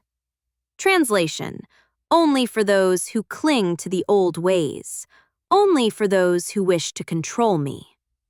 My contrary, Draven, you cannot possibly allow this girl to walk free. She disrupted Summit law. She destabilized a rite. She surveyed it, Lord Draven cut in sharply, and she broke it without harming a single voting. Wolves murmured, whispers spread. Surviving was rare, breaking among unheard of. Breaking safely was impossible. Until now. My vows lifted her chin proudly. For the first time, my parents seemed to recognize something. I was no longer the daughter they could shape. I was a wolf they could not contain. Kale finally pushed himself to his feet, swaying only slightly. My father, he rasped. Whatever decision you make here, make sure it protects her. Lord Draven regarded him with a long, unreadable stare. Then, quietly, Yover chose your aware your command. Kale did not aware. I'd choose her over anything. My sons licked. My vocal let out a pleased rumble. But Lord Draven closed his eyes, not in anger, in discomfort. K. Raven, House CBS, when closing with finality. You are hereby relieved of your position as heir. Gasps exploded across the courtyard. Kale froze. I froze. You cannot be serious, my father snapped. Lord Draven continued. You defied orders. You abandoned your command post. You engaged in magical interference during a rite. He saved my life, I said sharply. Lord Draven met my gaze. And that, he said, is why he is alive. But he turned back to Kale. Your wolf follows instinct, not duty. Your loyalty is unshakable, but it is not to the crown. It is to her. Kale bowed his head, not ashamed, accepting, because he'd already known this would happen. He'd known and chosen me anyway. I felt something inside me unravel, something dangerous, something tender, something inevitable. Kale, I whispered. He smiled, soft, sad, beautiful. It's okay, he murmured. Losing a title is nothing compared to losing you. My stomach flipped. My wolf nearly melted into a puddle. My father scoffed. Pathetic. Wolves don't give up power for love. Kale turned, eyes blazing. Then maybe wolves should start. I stepped forward, lifting my chin. Every wolf turned toward me. Omega, awakened, unbound, unclaimed, but powerful enough to shatter ancient law. I'm done being your bargaining chip, I said to the courtyard. To all of you. My voice rang out like a blade striking stone. To my parents, You manipulated me. To the rival alphas, you sought to control me. To the council, you chose tradition over autonomy. And to fate, I smiled sharply. You should have known better. Silence fell. Lightning flickered overhead. I turned back to Kale. He watched me with open awe, the kind that stripped me bare, the kind that made my wolf's tail wag like an idiot. You stood with me, I said softly, when you didn't have to. His jaw tightened, emotion threatening to spill. I'll stand with you, he whispered, even if it ruins me. I reached out, touching his hand for the first time because I wanted to. His breath caught. Our wolves brushed, not binding, not forcing, just meeting. Something inside me settled, not claimed, not surrendered. Chosen by me. Chapter 14. The courtyard felt like a battlefield frozen mid-breath. Kale's hand was still in mine, warm, trembling, calloused from human work and wolf battles both. His eyes stayed locked on mine like I was the only thing anchoring him to this world. And maybe I was. My father's voice shattered the fragile silence. This is unacceptable! You cannot let this stand, Draven! Lord Draven lifted a hand, one small gesture silencing every wolf within earshot. His gaze swept the courtyard, lingering on the shattered rune circle, on me glowing faintly with awakening power, on his son still breathing hard from the pain of resisting the right. Whether acceptable or not, Lord Draven said calmly, it has happened. The magic of the right recognized Arya's will, and it bowed to it. My father hissed. It bowed to an Omega only because she hasn't been properly... Say contained, I snapped, and I will show you exactly how uncontained I can be. Gasps. Kale's wolf let out a low rumble of admiration. Lord Draven stepped closer to me, not threatening, not aggressive, simply studying. You broke an ancient ritual, he said quietly. You fought the bond itself. You overpowered alpha magic that should have crushed you. I didn't flinch. I broke what tried to break me. A flicker, almost a smile, touched the edges of the Alpha King's mouth. My father lunged forward, pointing at me like I was a weapon aimed at his throat. She cannot walk free. Do you not see the danger she poses?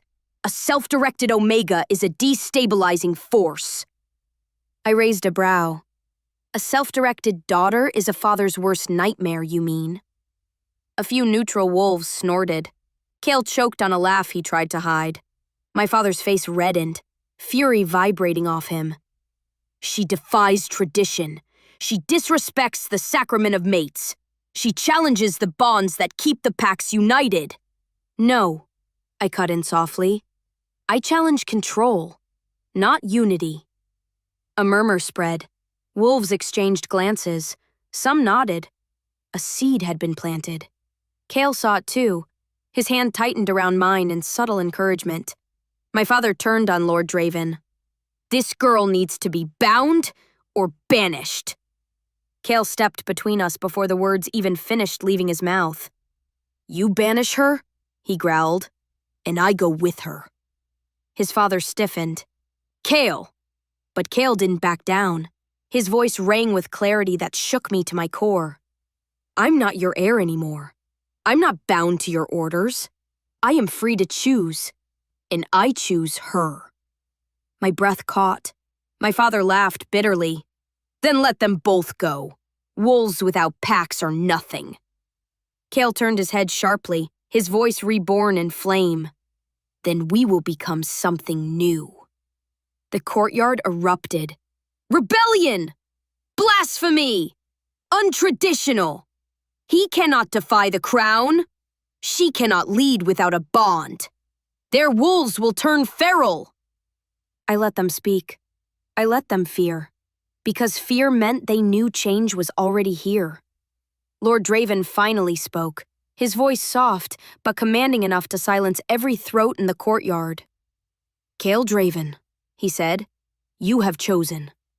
Arya Vale," he continued, turning toward me, "you have broken the oldest law and proven the strength of a wolf who refuses to be caged.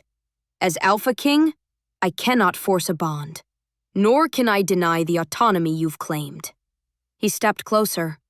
"For that reason, I extend protection, not command." My father sputtered. "Protection? For this threat?" Lord Draven's gaze sharpened. "For this symbol," he corrected, "of what our world must become." Silence fell like an explosion. He looked at Kael. "However, you abandoned a diplomatic mission. You disobeyed my directive, and you interfered with ritual magic." The courtyard stilled. Kael exhaled once, steady. "I accept exile," he said calmly. My throat tightened.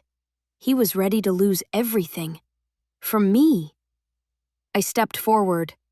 "No," I said firmly. "You don't get to exile him." Lord Draven raised a brow. "And why not, Omega Vale?" I stepped between father and son, power simmering in my veins. "Because you don't get to punish the only person in this courtyard who protected me." A ripple spread through the crowd. "Because exile implies guilt, and Kael acted with integrity none of you showed me." Kael froze. His wolf stilled. Every breath he took trembled. "And because," I said, turning toward Kael, "he deserves a future he chooses, not one chosen for him." Lord Draven studied me, then him, then me again. Finally, he spoke. "Very well." The courtyard gasped. "No exile." Kael inhaled sharply. "But," Lord Draven continued, "you will renounce your claim as heir effective immediately." Kael nodded without hesitation. "Done." "And," Lord Draven said, turning to me, "you, Omega Vale, will be granted status as an autonomous wolf until the Council determines how to classify your awakening." Autonomous. Not bound, not dependent, not subordinated. Something brand new. My father shouted, "You cannot!" Lord Draven raised a hand. "I am Alpha King. I can, and I did." My mother began to cry, a soft whisper of grief and awe blended together. Kael stepped toward me, slow, cautious, as if afraid I might evaporate. His voice trembled. "You're free, Arya." I looked up at him and whispered, "Not yet." His brows knit in confusion. Pain flickered in his eyes, and then the warning hit the air like a blade. My wolf felt it first. A shift in power, a surge of hostile intent. My head snapped toward the far end of the courtyard. A rival alpha stood there. Not the one who challenged Kael earlier. Another. A stronger one. A desperate one. Eyes feral. Aura unstable. He stepped forward, voice cracking with ambition and madness. "If no one will bind her, I will." Kael snarled instantly. Lord Draven's eyes widened. My mother screamed my name. The alpha lunged straight at me, hands glowing with ritual fire, and my wolf surged up like a tidal wave. I didn't think. I didn't hesitate. I let her take control. Chapter 15. The rival alpha lunged, fangs bared. Not shifted, but half-shifted, body cracking under the strain, powered by greed and desperation. He wasn't coming to challenge me. He was coming to claim me. My wolf broke free first. Not gently, not gradually, violently. Power surged through me in a blinding wave, a shock of silver-white light, a roar that didn't leave my throat but exploded from my bones, a force that turned the courtyard wind into a gale. I didn't shift into a full wolf. I shifted into something older, something the packs forgot existed. My form stayed mostly human, but my eyes burned bright silver. My aura erupted into a swirling halo of moonlight, and spectral wolf shadows rippled behind me with every breath. The rival alpha hesitated mid-lunge, eyes widening in terror. Too late. I moved. Fast. Faster than an alpha. Faster than the magic binding circle. Faster than my father had ever believed possible. My hand shot out, catching the alpha by the throat with force that shocked even me. He choked, claws scraping at my arm. I lifted him off the ground like he weighed nothing. Gasps echoed across the courtyard. I didn't snarl. I didn't roar. I spoke. Quiet, cold, deadly. I told all of you, I am not something to be claimed. The alpha gagged, energy crackling violently around him. He tried to dig his claws into my wrist. He didn't break skin. He didn't even mark it. My wolf surged, snarling in my ears. Finish him. But another voice cut through. Arya. Kale. His voice shook, not with fear, with awe. I turned my head slowly. Kale stood a few feet away, battered, bleeding, but utterly unafraid.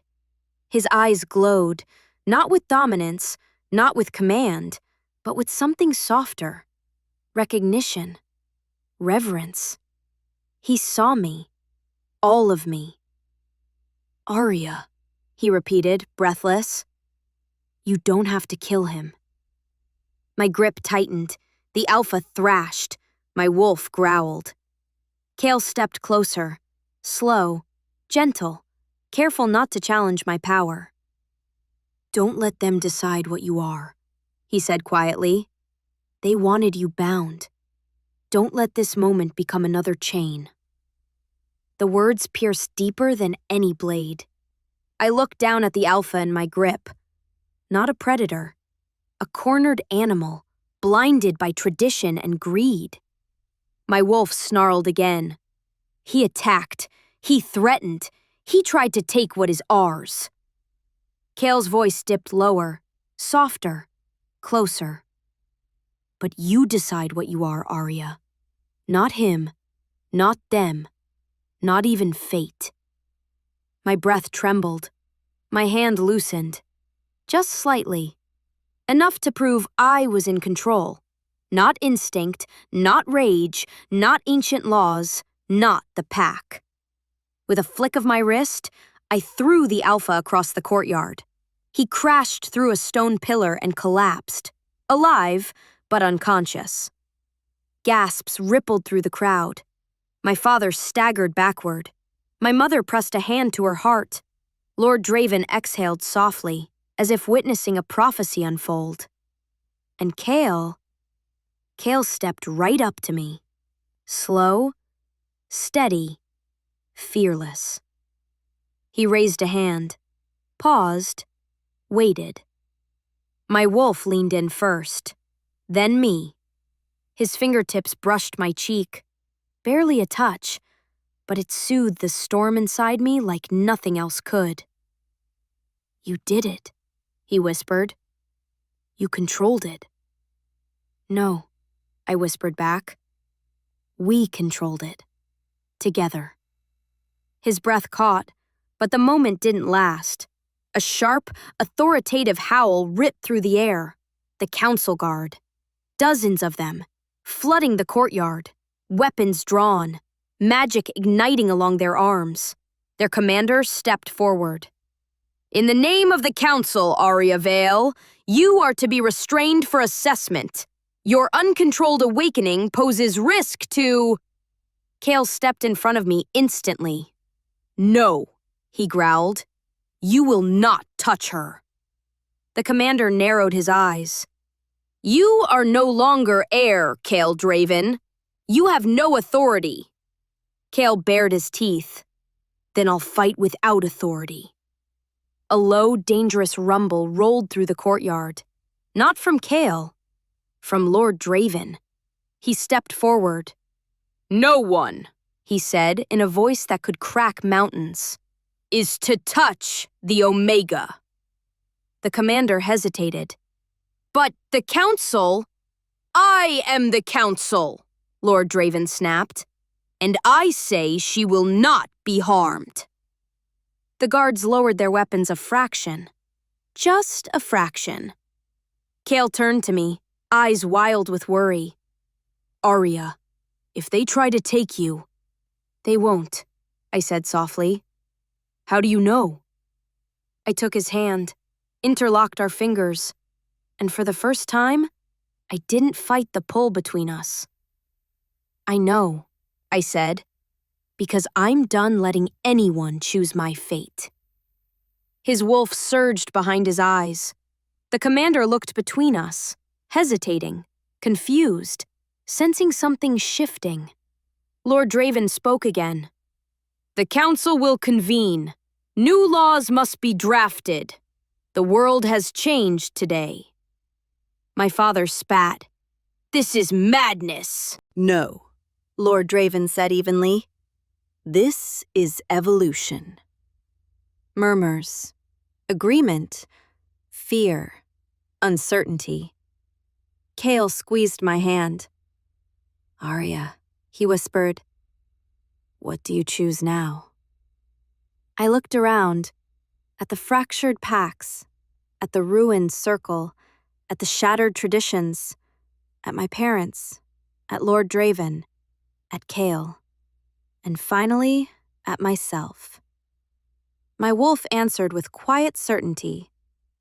Freedom, and the right to decide what comes next. I lifted my chin. I choose myself, I said. And whoever walks beside me, my gaze locked with Kale's, walks by choice, not destiny. My wolf hummed. Kale's eyes softened, and the world, for the first time, did not try to push us together or tear us apart. It simply waited. Epilogue. Some stories end in fire. Mine began with it. But the ending? The ending surprised even me. 2 weeks after the courtyard battle, the world had changed. Not completely, not cleanly, but the ripple had started, and wolves everywhere felt the tectonic shift. Omega, autonomous, unbound, not a prize, not a property, not a political tool. An identity with power. Council meetings buzzed with tension and fear. Packs whispered my name with awe or outrage, depending on which tradition they clung to. New terms were drafted, old laws burned. And me? I lived in a small, sunlit apartment on the edge of the human city, the first space in my entire life that belonged to me entirely. My wolf loved it. No surveillance, no arranged meetings, no contracts, no destiny breathing down my neck like a stalker. Freedom tasted like early morning coffee and open windows. I stood on my balcony, wrapped in a soft sweatshirt, staring at the sunrise, glowing orange over the skyline. The door behind me clicked open. I didn't turn. I didn't have to. My wolf lifted her tail, smug and satisfied. Kale stepped beside me, not touching, just sharing the view like he'd done every morning since the chaos ended. He'd never asked to stay, never assumed he could. He just showed up. And I let him. He leaned on the railing, hair ruffled from sleep, a faint scar still healing above his eyebrow from where magic hit him hardest. Morning, he murmured. Morning, I replied. Your wolf seems smug today. She likes the view. Kale raised a brow. The sunrise? My lips curved. Sure, let's go with that. He laughed softly, rubbing the back of his neck. Council update? I asked. No arrests, no challenges, No one else is foolish enough to try a rite in your presence. Probably wise, I said. He gave me that look again, the one full of quiet awe, like he still hadn't processed everything I'd done. You changed the entire structure of pack law, he murmured. No one has done that in centuries. I sipped my coffee. Well, someone had to. And you chose to. I met his eyes. I choose a lot of things now. His breath caught just slightly. Arya, he said softly, carefully. Can I ask what you choose next? I didn't answer immediately, because the truth wasn't simple. I didn't want a mate to fix me. I didn't want a mate because fate demanded it. I didn't want a bond forced by tradition or politics or fear. But Kale? Kale had lost everything standing beside me. Power, title, legacy, and he hadn't once asked for repayment. He'd just asked if he could stay close enough to protect me if I needed him. Never closer than I allowed, never farther than I tolerated. Respectful, patient, steady. My wolf nudged me gently, a rare, soft sound humming through my chest. Ours, if we want him. I turned toward Kale fully. He stilled. His hands tightened on the railing. His breath hitched once, barely. He looked like a man waiting for a verdict that would decide the rest of his life. I stepped closer, close enough to see the flecks of gold in his eyes, close enough to feel the warmth of his breath, close enough that my wolf sighed and settled contentedly at last. I choose freedom, I said quietly. He nodded, swallowing hard, hiding the way his shoulders slumped in disappointment. But I wasn't done. And I choose... I reached up, touching his jaw gently. He froze. To see where this goes. By my rules. At my pace. His eyes widened. Hope bloomed there, slow and fierce. No contracts, I added. No destiny, he agreed. No forced vows. No pressure. No fate telling us we belong together. He smiled. That one's going to get jealous. I snorted. Tell fate to send me a formal complaint. He laughed, and then, softer, Arya, does this mean you're giving me a chance? A chance, I echoed, brushing my thumb over his cheek. Not a guarantee. I don't need a guarantee. What do you need? His answer was immediate. You. Choosing. My chest tightened. The good kind, the terrifying kind, the alive kind. So I did the bravest thing I'd done since burning that contract. I leaned forward and kissed him. Slow, gentle, free. Not a bond, not a claiming, a beginning. His breath shuddered when I pulled back. His wolf whined softly in his chest, barely audible, utterly undone. I whispered, Kale, you're not my destiny. He blinked, hurt flickering, and then is confirmed. You're my decision. The sunrise broke fully over the horizon, warm, bright, new. Kale's fingers intertwined with mine, not to hold me, to stand with me. And I finally felt it. The future I had chosen. If you believe destiny should bend, not break, under your choices, hit subscribe and join the wolves who write their own fate.